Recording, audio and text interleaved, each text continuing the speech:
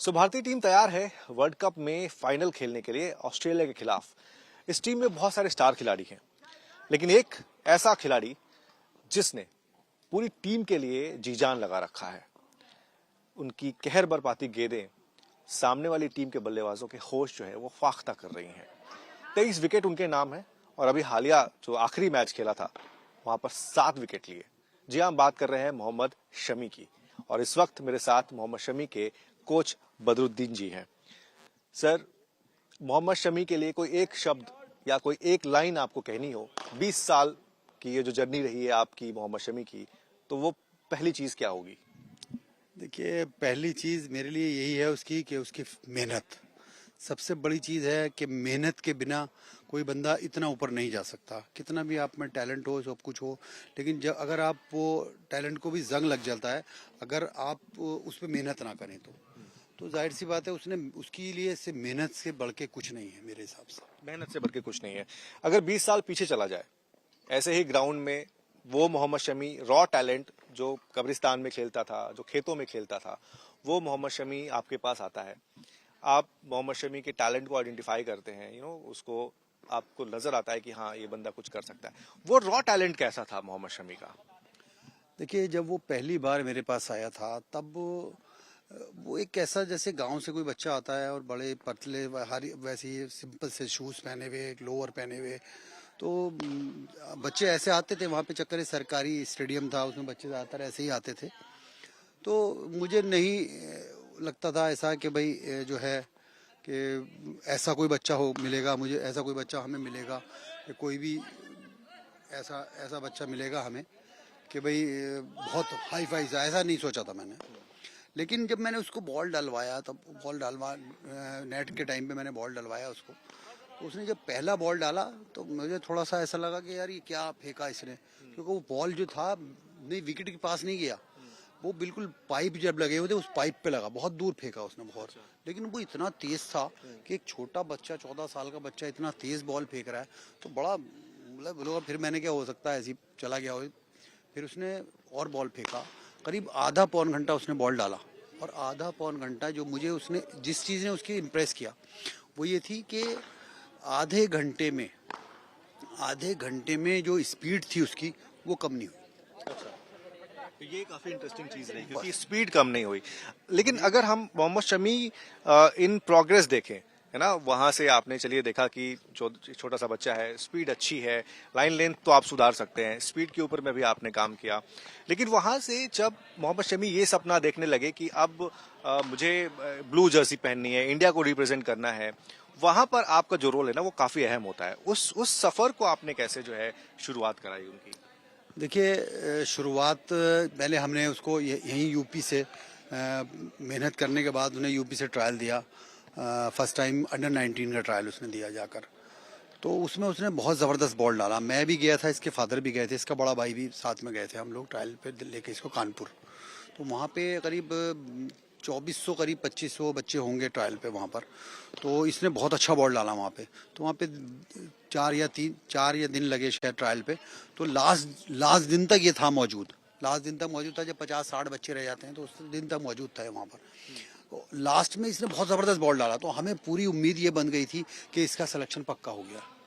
लेकिन जो शाम का टाइम, जैसे यही टाइम है, ऐसे टाइम पे ये होता है कि भाई डिक्लेयर होते हैं बच्चों का, रिजल्ट डिक्लेयर होते हैं।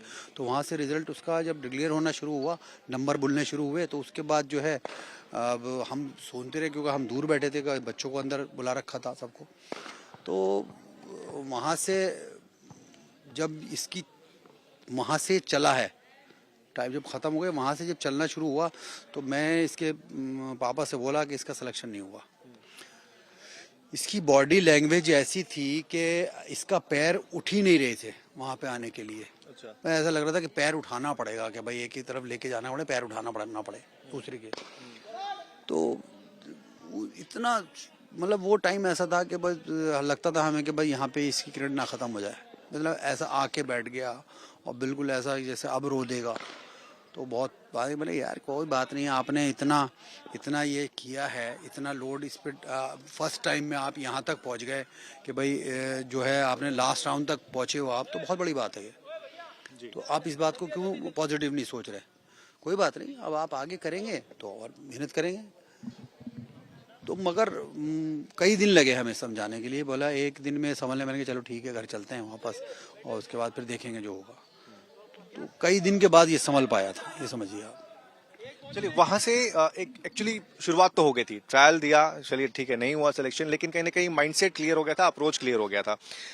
चलिए हम ये भी देख लिया, हमने वो दौर भी देख लिया कि मोहम्मद शमी का सिलेक्शन हो गया इंडियन टीम के लिए। अब बारी आती है कि इंडियन टीम में अपनी जगह को बरकरार रखने के लिए कंपटीशन इतना ज्यादा है ना, हर दिन एक नया खिलाड़ी आ रहा है। मोहम्मद शमी को भी शुरुआती दौर में थोड़ा सा परेशानी हुई थी अपनी जगह बनाने के लिए, वो भी हो गया। लेकिन जो मोहम्मद शमी, असली मोहम्मद शमी, जो निखर के मोहम्मद शमी वापस आया, वो 2018 से शुरुआत होती है एक्चुअली मोहम्मद शमी की। तो वो दौर कैसा था जब मोहम्मद शमी की फैमिली प्रॉब्लम्स भी बहुत ज्यादा हुई थी, वो टीम से बाहर हो गए थे, बीसीसीआई ने कॉन्ट्रैक्ट विदहेल्ड कर दिया था, काफी परेशानियां हुई थी, लेकिन उसके बाद भी मोहम्मद शमी मानसिक तौर पर मजबूत रहे। तो उस दौरान एक कोच के नाते आप कैसे उनके साथ रहे, कैसे उनको उन सब चीजों से निकलने में मदद की? देखिए मैंने उससे यही बात की, देखिए आपने ऐसा किया है यहाँ तक पहुँचने के लिए, इतनी बहुत मेहनत की है और ज़रा सी परेशानी है आप झेलता ही है इंसान के, ये देखिए पार्ट ऑफ लाइफ है।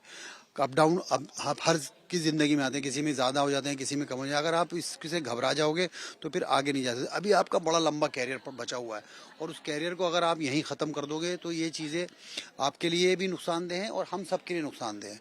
तो आपको यहाँ से वर्क इतना करना है कि इतना लोड डालना है। जैसे आपने पहले सुना होगा कि रेड बॉल से वो बॉल डालता था। सवाल आपसे वही था कि रेड बॉल को लेकर मोहम्मद शमी को अलग नजरिए से देखा जाता है, व्हाइट बॉल को लेकर मोहम्मद शमी को अलग नजरिए से देखा जाता है। सेलेक्टर्स भी कई बार आप देखे होंगे आप कि उनके मन में भी ये बात रहती थी।